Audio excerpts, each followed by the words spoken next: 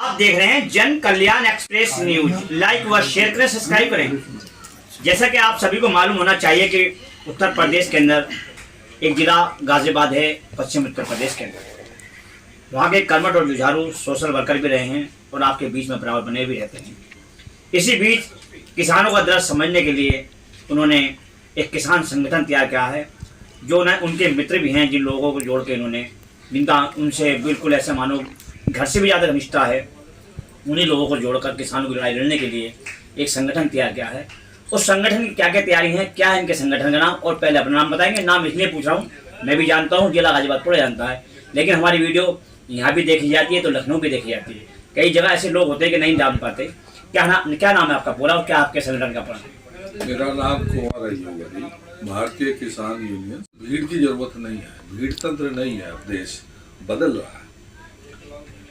केजरीवाल 10 लोगों ने पार्टी बनाई और दिल्ली में 70 साल पुरानी कांग्रेस आउट और पूरे देश में मोदी जी आउट। 12 साल राज किया। लोग लाइक माइंडेड होने चाहिए। अगर आप 10 आदमी हो, 20 आदमी हो, लेकिन हो एक उसके एक सूत्र के। ये जो अब काम हो रहा है, संगठन बहुत बनते हैं, अच्छे काम कर रहे हैं, सभी कर रहे हैं। जो भी थोड़ा बहुत भी काम कर रहा है समाज के लिए, वो समाज के लिए कुछ ना कुछ दे रहा है। तो आप किसानों की जो लड़ाई है, क्या क्या खामियां ऐसी जो आप लड़ाई लड़ने के लिए तैयारी कर रहे हैं? देखिए, राजनीतिक पार्टियां अब किसी की लड़ाई लड़ने को तैयार नहीं है। कोई भी राजनीतिक पार्टी हो, सपा ले लो, बसपा ले लो, कांग्रेस ले लो, लोकदल ले लो, बीजेपी ले लो। अब सामाजिक संगठनों पे ही लोगों को अपनी लड़ाई लड़नी पड़ेगी। अगर आपका सामाजिक संगठन नहीं है तो आप उस लड़ाई को नहीं लड़ सकते।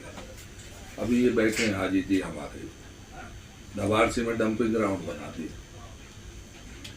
एक किसान यूनियन के लोग 2-4 दिन हल्ला काटा और अपनी टोपी उठा के भाग गए।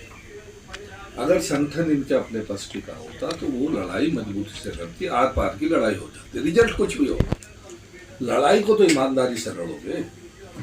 अच्छा, डंपिंग ग्राउंड को लेकर आपके क्या वो दिक्कत है किसान लोगों को जो डंपिंग ग्राउंड नहीं मिलेगा? मैं आपसे पूछना चाहता हूँ, आपके घर के आगे कोई कूड़ा डालेगा, आप डालने दोगे?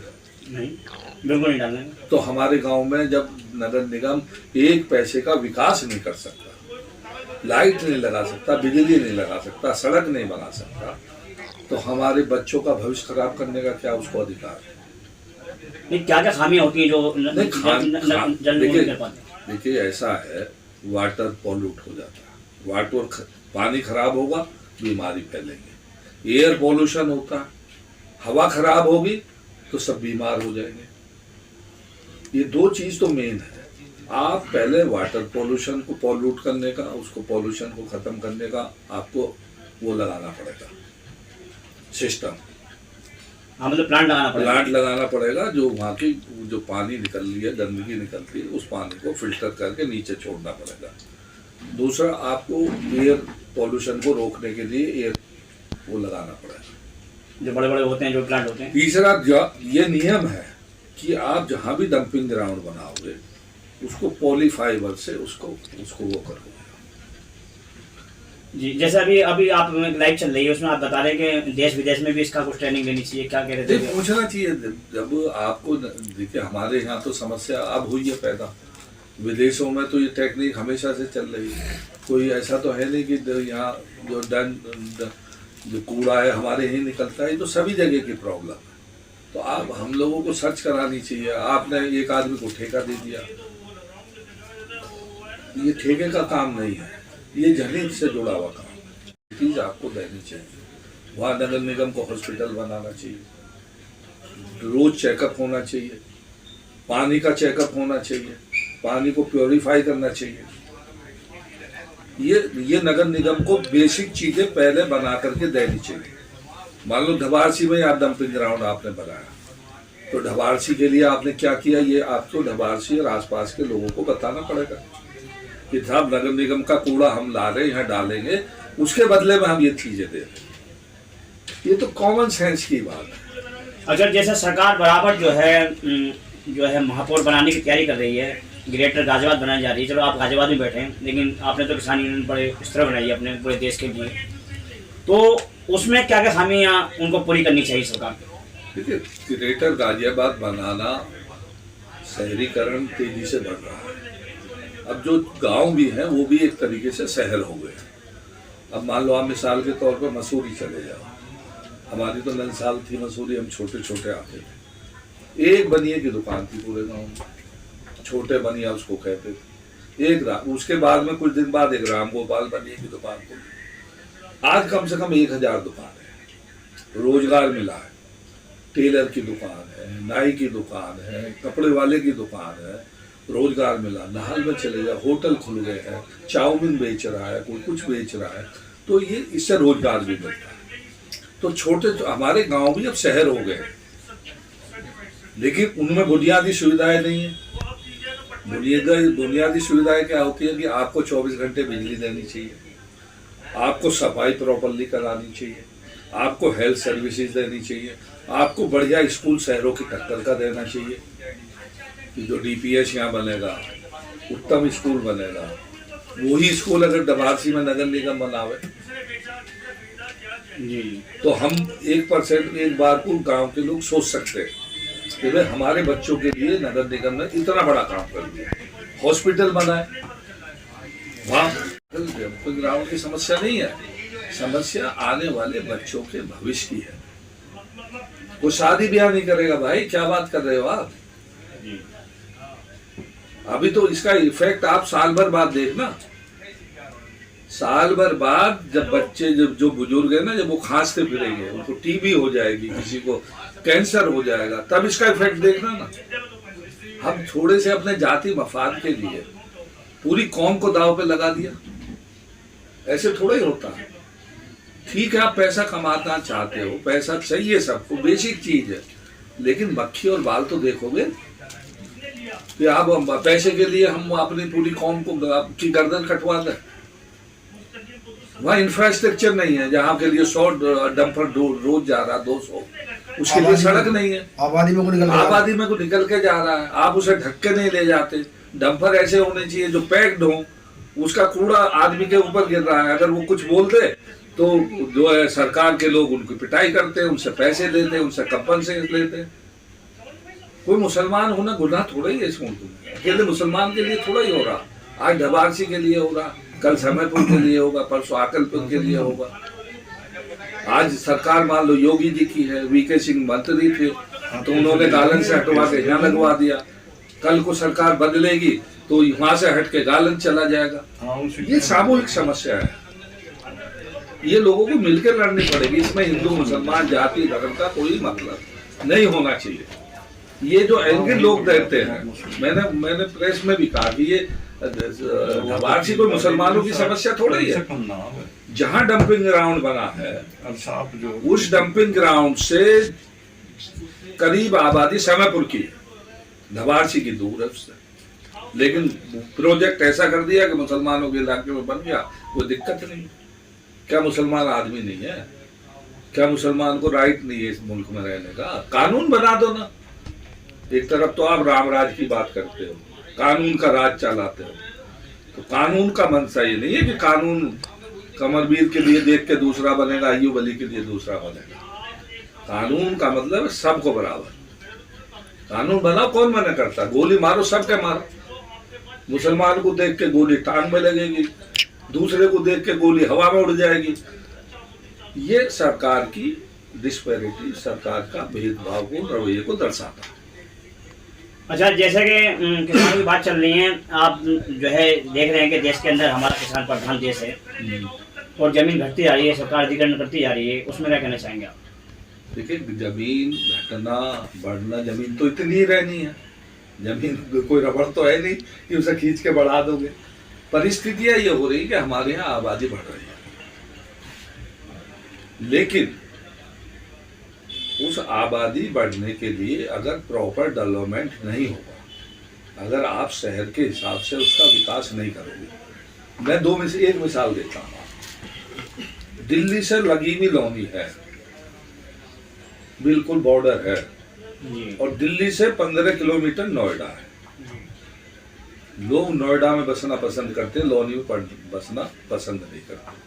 क्यों नहीं करते? वहाँ भी गुजर, नोएडा में भी गुजर, एक ही कम्युनिटी। चलो ये होगी साहब यहाँ मुसलमान बस गए इसलिए हम भाग गए। गुजर, लोनी भी गुजरों का इलाका, नोएडा भी गुजरों का इलाका, तो क्यों नहीं बसना चाहते? अगर आप शहरीकरण बढ़ रहा है, गांव देहात में जमीन कम हो रही है, आप इंफ्रास्ट्रक्चर बनाइए। इससे बढ़िया इलाका कहाँ है? हिंदुस्तान का सबसे बढ़िया पानी, जहाँ ये डंपिंग ग्राउंड बनना उसके चारों तरफ, चाहे नहाल हो, मसूरी हो, नवासी हो, डासना हो, सल्प हो, पानी की कोई दिक्कत नहीं। कभी बाढ़ वहां नहीं आती, कोई कीड़े मकोड़े वहां नहीं होते। लेकिन अगर वहां डेवलपमेंट प्रॉपर कर दोगे, ओखला से बढ़िया इलाका है वो। ओखला में न हवा है न पानी। जमीन क्या भाव? 2 लाख रुपए गज, 2.5 लाख रुपए गज। हमारे यहाँ क्या भाव? 2000 रुपए गज। मैं तो कहता हूं कि अगर कायदे में लोग बना ले तो 100 गज जिस पर प्लॉट होगा वो करोड़पति होगा। तो ये कौन सोचेगा? ये जनप्रतिनिधि सोचेगी, ये सरकार सोचेगी। सरकार कब सोचेगी? जब जनप्रतिनिधि का डंडा ईमानदारी से मजबूत होगा, जब जनप्रतिनिधि दूसरे की जमीन पर नियत रखेगा कि मिट्टी कहाँ से खोदनी है, कहाँ से चोरी करनी है, जमीन किसकी कब्जानी है, दरोगा को देख के 4 किलोमीटर दूर भागेगा, तो आप सोच सकते हो कि वो किसी अधिकारी से काम कराने की स्थिति में होगा। तो ये सारा सिस्टम कोलैप्स हुआ पड़ा है। सारा सिस्टम को जैसे जनरल ओवरहाल की जरूरत है। जब गाड़ी खराब हो जाती है तो या तो नई लो या उसका जनरल ओवरहाल करो। अच्छा, अभी आपने गुर्जर समाज का एक राशन पर कुछ आपत्तिजनक शब्द हुए हैं मार्केट के अंदर, तो उसमें क्या कहना चाहेंगे आप? देखिए, ये शब्दों की जितनी निंदा की जाए वो कम है। ये सभ्य समाज में ऐसे शब्दों का कोई स्थान नहीं है। और आप सोशल मीडिया को अगर उठा करके देखोगे, एक भी हिंदू समाज का एक भी आदमी उस बेवकूफ आदमी के समर्थन में नहीं खड़ा हो। चाहे जाट हो, चाहे गुर्जर हो, चाहे राजपूत हो, चाहे कोई भी हो, सब उसको कंडेम कर रहे हैं। और ये ऐसी चीजें हैं कि समाज में इनको जितनी जल्दी रोका जाए, यही समाज में अफरा तफरी का माहौल बनाती है। समाज में इन चीजों से पैनिक होता है, समाज में इन चीजों का बड़ा दुष्प्रभाव पड़ता है। कल को तो ये भी होने लगेगा कि तो कल को कोई यहाँ से गाजियाबाद से हापुड़ जाएगा तो डासना में जब निकलेगा तो डरेगा कि साहब हम तो मुस्लिम इलाके में आ गए। मसूरी में डरे जाएगा, निकलेगा तो कहेगा ऐसा पता नहीं वापस पहुंचेंगे कि नहीं पहुंचेंगे। तो कैसे देश चलेगा? ऐसे नहीं चलता है देश ईमानदारी से चलता है, देश कानून के हिसाब से चलता है और समाज ही देश को बनाता है। अच्छा, किसान भाइयों को क्या कहना चाहेंगे और किस तरीके से आप लोगों से संपर्क करें और क्या आपका स्थान और क्या नंबर है? लेकिन मैं किसान भाइयों से ये कहना चाहता हूँ कि आप 50 साल से ऊपर के जो किसान हैं वो समय समाज के लिए देने का काम करें। बच्चे तालीम लें, जवान होने के बाद में पैसा कमाएं। वो तीन पीढ़ी होती है। जैसे 20 साल तक मजे लो, जैसे कहते हैं ना गाँव में, माँ बाप की कमाई में मजे करवा। 20 से 40 तक कमाता है, फिर 40 से 60 तक अपने औलाद के लिए एस्टेब्लिश करता है और 60 के बाद में वो समाज के लिए डिवोटेड, क्या वो एक जिम्मेवारी बन जाती है। डॉक्टरों के भागा फिर रहा है, कहीं कुछ भागा फिर रहा है, कहीं चाचा मर गया, कहीं ताऊ मर गया, कहीं मौसी मर गई, कहीं फूफी मर गई, उसका जीवन इसी में निकल जाता है। हमारे यहाँ तो सामाजिक दायरा बहुत बड़ा है ना। हर आदमी के जीवन का बहुत बड़ा हिस्सा समाज के इन कामों में निकलता है। आज वहाँ दफीने में जा रहे हैं, आज वहाँ 40वें में जा रहे हैं, आज 10वें में जा रहे हैं, तो वो बहुत बड़ा हिस्सा हमारे यहाँ निकलता है। विदेशों में ऐसा नहीं होता है। विदेशों में डेथ हो गई, काम हो गया, लोग अपने काम पर निकल गए। हमारे यहाँ दूसरा स्कल्स है। त्योहार बहुत है हमारे यहाँ, बहुत सारी चीजें हैं। बस यही जीवन है। इसी से लोगों ने इस पूरा जीवन काट दिया। गरीबी में रोटी नहीं थी खाने को, कपड़े को पहनने तो लिए कपड़े नहीं थे पहनने के, आवागमन का कोई साधन नहीं था, ट्रांसपोर्टेशन नहीं था, दवाई नहीं थी, गोली नहीं थी, एजुकेशन नहीं थी, तालीम नहीं थी, लेकिन आपस में भाईचारा इतना बढ़िया मजबूत था कि उन्होंने कभी एहसास नहीं होने दिया कि भाई इसके पास पैसे नहीं। वो गरीब आदमी किसी घर आके बैठा तो रोटी का टाइम हुआ तो आवे रोटी पहले उसको खिलाते। पता था कि इसके घर खाने के लिए नहीं है, पता है ये चाय नहीं पी के आया तो पहले चाय उसके लिए मंगाते थे। ये सामाजिक ताना बाना खिनमिन हो गया, और इसका खिनमिन का ये नतीजा है कि आज सोशल मीडिया आप लोगों का जमाना है। तो आप लड़का जो है कोने में वो भाग जाता है, देखता है सोशल मीडिया और कहता है कि भाई मैं तेरा काम कर रहा हूँ, वो इकल खुदा टाइप की वो हो गई। तो ये अलग चीज़ है, लेकिन हम लोगों की जो पीढ़ी है उसको दिक्कत हो गई। तो मैं तो आपके माध्यम से किसानों से यही कहना चाहता हूँ कि अपनी जो समस्या है, लेकिन पॉलिटिकल लोगों का नेता अकल तो किराए पे बिक रही है ना। मैं क्या कर रहा हूँ, मैं पैसे लेता हूँ इनसे पर जाकर के अकल बेचता हूँ। डॉक्टर क्या कर रहा है, पैसे लेता अकल बेचता है। इंजीनियर क्या कर रहा है, पैसे लेता अकल बेचता है। चार्टर्ड अकाउंटेंट क्या, पैसे लेता पैसे बचवाता है। कौन समाज का जितनी भी अकल है वो सब पैसे पे बिकाऊ। तो मैं तो ये कहता हूँ कि अकल जो है इसको आगे 10 साल का फ्यूचर प्लानिंग सरकार बनाती है। आपने मास्टर प्लान बना गाजियाबाद का, अभी ग्रेटर गाजियाबाद का आपने जिक्र किया, तो वो क्यों बन रहा है? वो इसलिए बन रहा है कि 10 साल बाद गाजियाबाद में इतनी बड़ी आबादी हो जाएगी। अगर अभी से इसको सिस्टमेटिक नहीं किया गया तो यहाँ रहना मुश्किल हो जाएगा, इसलिए प्लानिंग करते हैं। तो जब आप सरकार प्लानिंग करती है तो हम लोगों को भी अपने परिवारों के प्रति प्लानिंग करनी चाहिए। नहीं, सरकार प्लानिंग करे, सरकार तो जब वो तैयार हो जाते हैं मकान, लोगों के मकान देखिए ये सरकार नहीं तोड़ रही, ये सरकार का जो मशीनरी है वो दुरुपयोग कर रही है। सरकार अगर मान लीजिए यही दिक्कत है, जब आप कोई इंजीनियर आपसे पैसे लेने आता है तो पकड़वाइए, कानून में अपराध है नहीं है? रिश्वत लेना अपराध है। कौन पकड़वाता है, कौन रिश्वत देता है?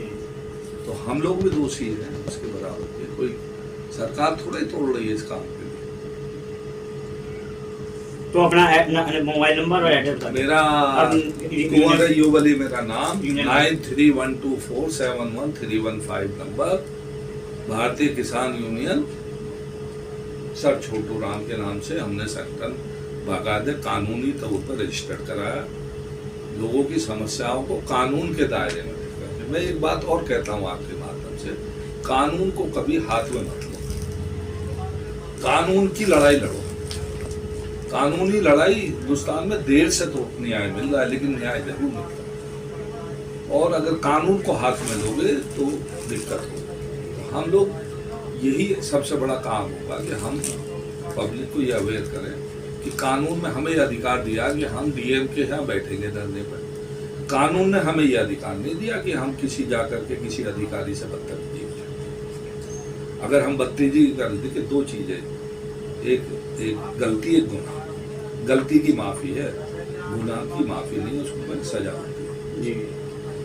कानून को मानने वाले हैं हम। कलेक्टर को हम बैठेंगे, मान लो कलेक्टर आज नहीं सुनेगा, कल सुनेगा, कल नहीं सुनेगा, परसों सुनेगा। कलेक्टर नहीं सुनेगा, कमिश्नर सुनेगा, कमिश्नर नहीं सुनेगा, सेक्रेटरी सुनेगा, सेक्रेटरी नहीं सुनेगा, चीफ सेक्रेटरी सुनेगा, चीफ सेक्रेटरी नहीं सुनेगा, हाई कोर्ट सुनेगा, हाई कोर्ट नहीं सुनेगा, सुप्रीम कोर्ट सुनेगा।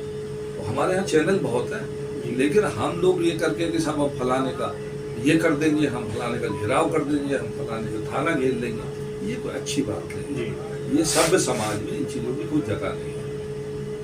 सिस्टमेटिक होना चाहिए कार्य में, और सिस्टमेटिक जो काम होता है उसके लिए पेशेंस रखनी पड़ती है। हमारे यहाँ क्या कि रेडीमेड का जमाना हो गया, रोटी भी रेडीमेड चाहिए, खाना भी रेडीमेड चाहिए, और नेता भी लोगों को रेडीमेड चाहिए। कहीं से पैसे कमाई जाओ और नेताजी अपना कलफ लगाओ, गाड़ी घुमाओ और अपना बढ़िया होकर आ जाओ, मैं बहुत बढ़िया ताली बजाते रहेंगे। है नहीं, यही बात है।